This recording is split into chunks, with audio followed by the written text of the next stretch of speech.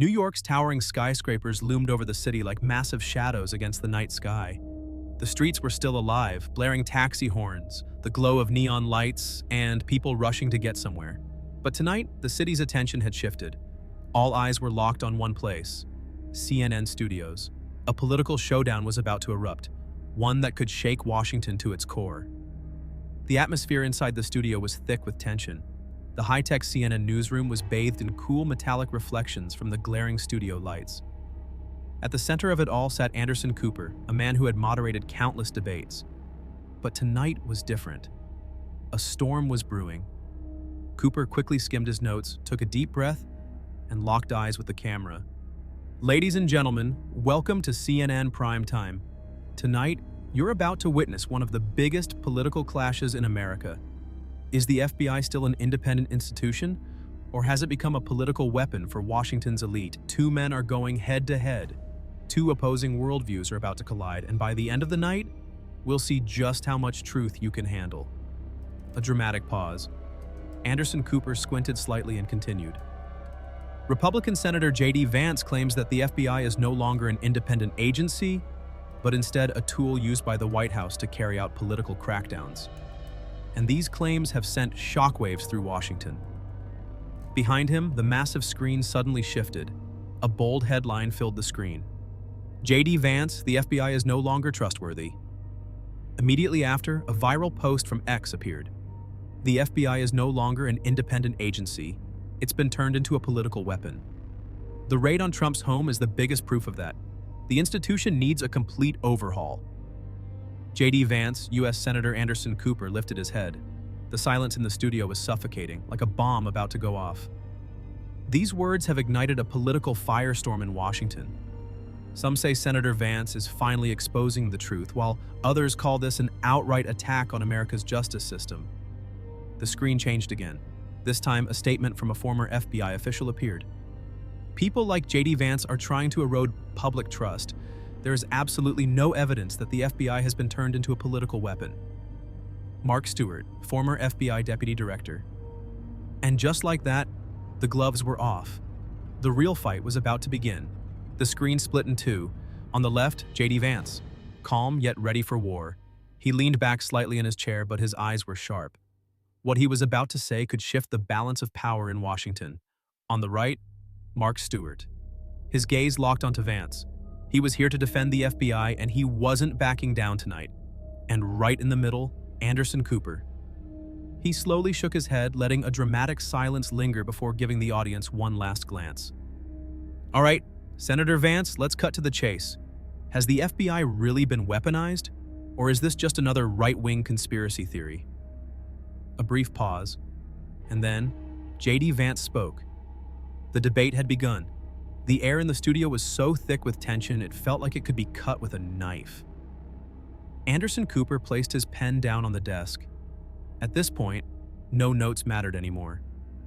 The conversation had taken on a life of its own, and everyone watching, both in the studio and across the country, knew that the next few words would send shockwaves through Washington. J.D. Vance's eyes were razor sharp. He leaned forward slightly, speaking in a cool but deliberate tone. Anderson, the FBI was created to protect the American people. But now, the FBI has become a political weapon, selectively enforcing the law, protecting those in power while targeting their opponents. Just look at the past few years. The raid on Trump's home, lawsuits against conservative journalists, secret backroom deals with X and Facebook.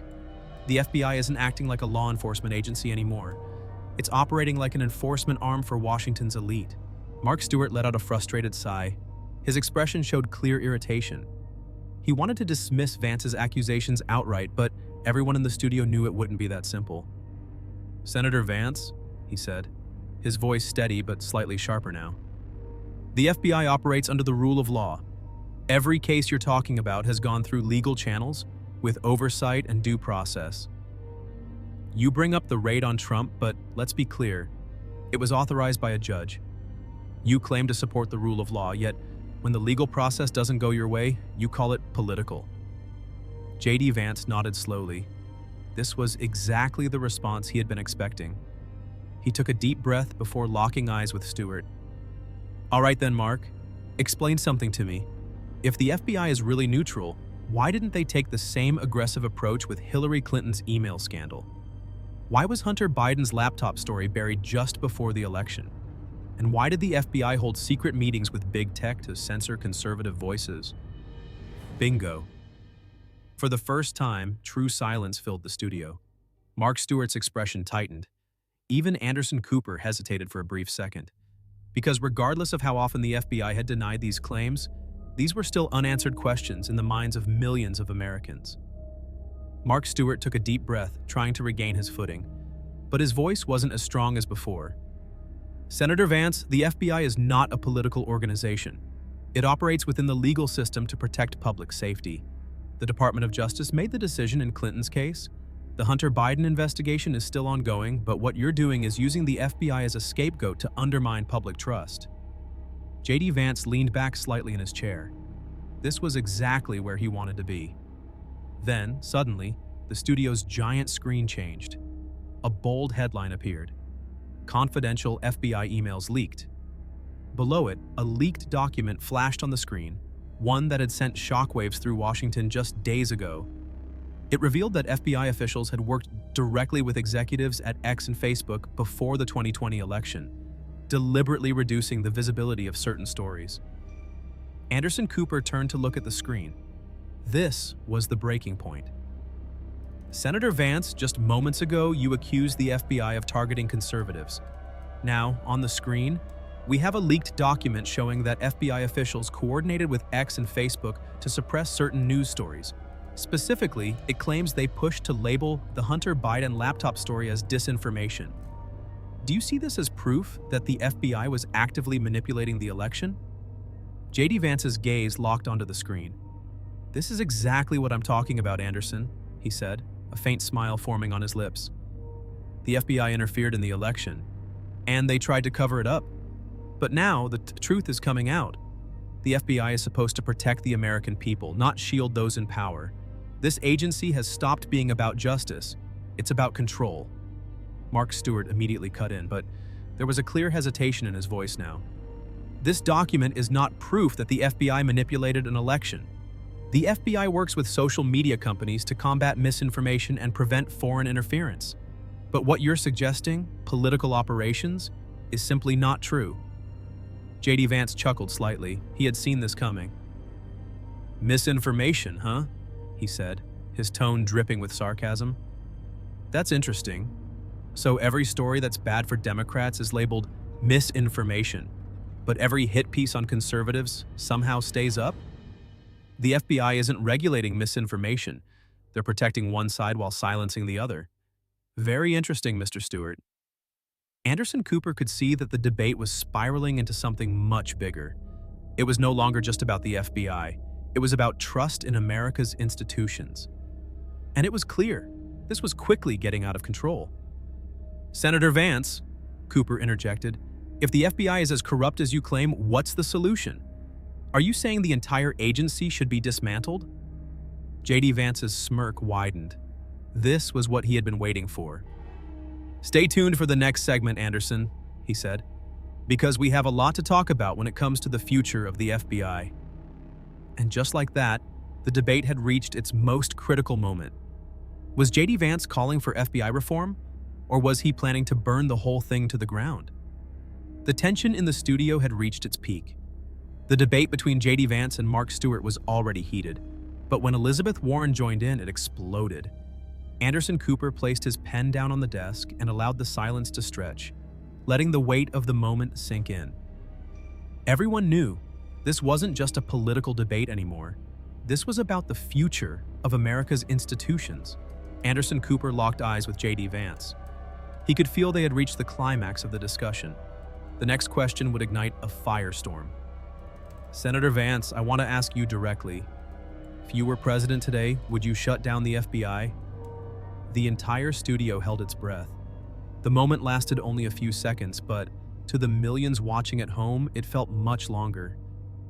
Anderson Cooper narrowed his eyes. Mark Stewart and Elizabeth Warren sat tensely, waiting. But J.D. Vance showed no hesitation. Vance tilted his head slightly, gave a small smirk, and spoke with chilling certainty. Anderson, the FBI is already a corrupt institution. You can't fix it. You can't clean it up. When a building is rotten to the core, you don't renovate it. You knock it down. The silence in the studio turned suffocating. Mark Stewart leaned forward, shaking his head in disbelief. This is insanity. The FBI is the backbone of America's security. J.D. Vance, are you saying you want to hand this country over to criminals, to terrorists, to drug cartels? J.D. Vance slowly shook his head, as if Stewart's reaction was exactly what he expected. No, Mark. I want to free America from the grip of a corrupt state apparatus.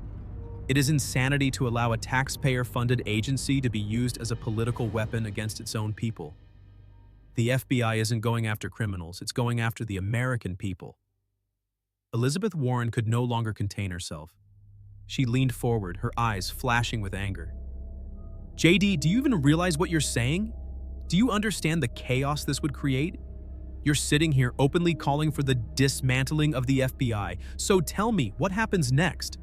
How do you keep law and order? Are you pushing for chaos? Vance turned to her without a second of hesitation. Chaos, Elizabeth? The FBI created chaos. Who was behind the biggest political scandals in recent history? Trump's prosecution, the censorship of conservative voices, X and Facebook being turned into political enforcement tools. The FBI has been involved in all of it. This agency isn't protecting Americans, it's threatening their freedom. Anderson Cooper stepped in again, sensing that the debate was reaching its breaking point. Senator Vance, let's be clear.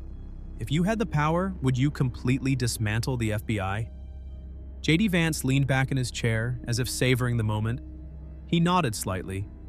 Yes, I would shut down the FBI. The air in the studio felt like it had been sliced in half. Elizabeth Warren shook her head in disbelief, while Mark Stewart took a deep breath.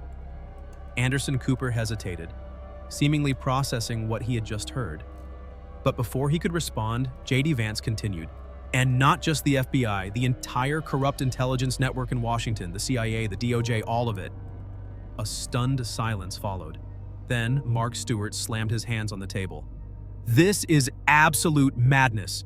J.D. Vance, you're proposing the destruction of America's security structure. Without the FBI and CIA, how do you expect to keep this country safe? J.D. Vance's gaze shifted from Stewart to the camera. He wasn't just talking to the people in the studio anymore.